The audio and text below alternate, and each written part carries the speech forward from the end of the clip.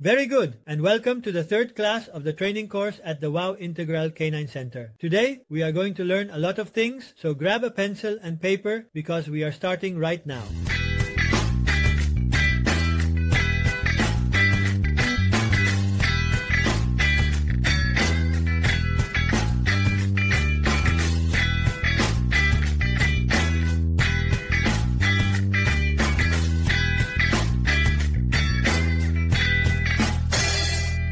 Are we all here? Then let's get started.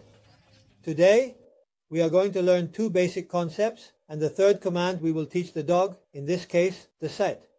What are the two basic concepts we are going to learn? We are going to learn what luring is, what timing is, and latency. Luring or baiting is the technique of guiding the dog using a primary reinforcer. What is this? It is nothing other than the treat. The carrot and guide the donkey, because the donkey will follow where the carrot is. Well, this is exactly the same, no more, no less. Now we will see it much clearer when we take Fama and start with the sit technique. We are going to learn three different techniques. One with zero pressure, another with a little more pressure, and the third with just a bit more pressure. So that we have techniques, because not all dogs are the same, and what works for one dog may not work for another, which is timing and latency. Let's grab paper and pen, as we will see it much better. Let's suppose we give the command to the dog, okay? Here we give the command to the dog. Here, the dog sits. Here, the dog sits. Here we give the command to the dog. And here we reward, okay? Here we give the command. Here it sits. It obeys the command. We had already given it, and here we reward. Okay? The time that passes from when I give the command until it sits is called latency. And the time that passes from when he sits until he receives the reward is called timing. Why is this important?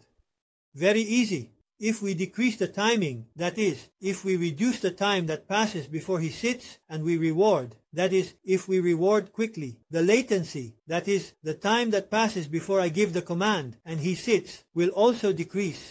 That means the faster we reward, the faster the dog will obey, and also the faster he will learn the command.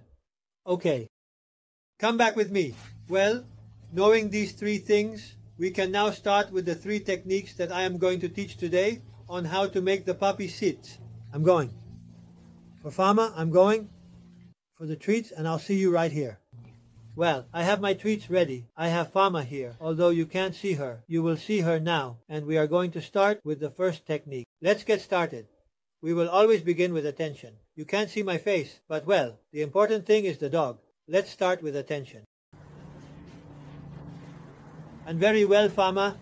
Remember the treat in the face-to-face direction. Very good. Very good. We do this 2 or 3 times so she starts to remember and assimilate that we are working. Let's lift her. We will place this here and move backward. Very good. At first, we won't say anything. Let's lift her again. We will put the food on her nose and move backward. Very good. I repeat once more. We place the treat on her nose and move backward. As she has to go backward, she will automatically sit down. When she is sitting, we can give the command that we are going to give. Hello? What command are we going to give? The command we want.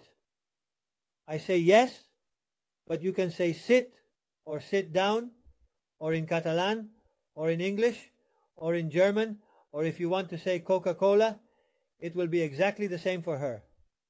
After her treat, okay? I won't say yes until she puts her bottom on the ground. She won't get the treat. I'm going to move over here so you can see. Very well. Another action with a little more pressure, but very little, is the fact that she invaded her personal space. And by invading her personal space, she will pull back her butt. And by pulling back her butt, she will sit down.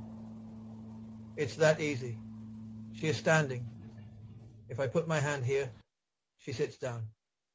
And sit down. Very good. He repeats it again. The key is patience. Very good. Very good. And the third technique, with a little more pressure, is to do exactly the same.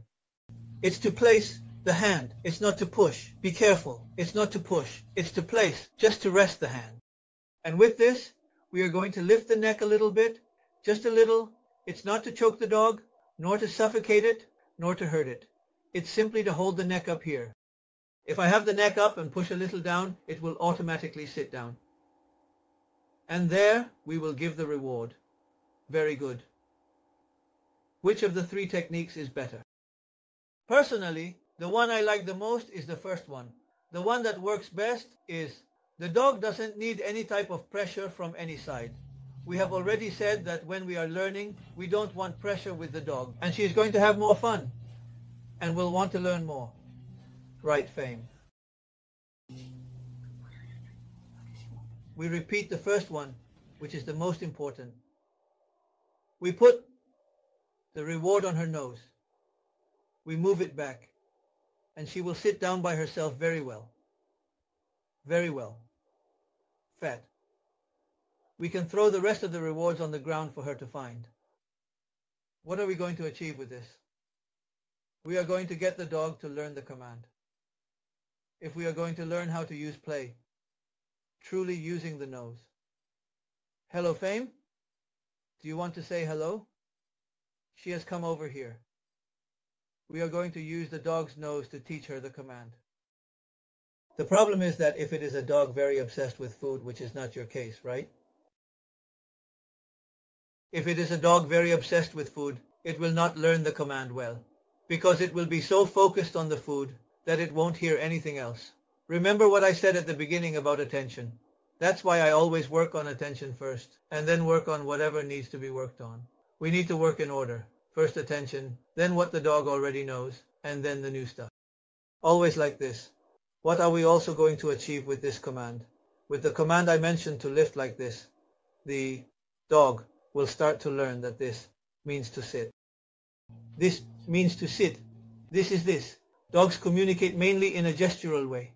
And since they communicate gesturally, it is much easier to obey a gestural command than a verbal one. If we use both, it is much easier to communicate with the dog.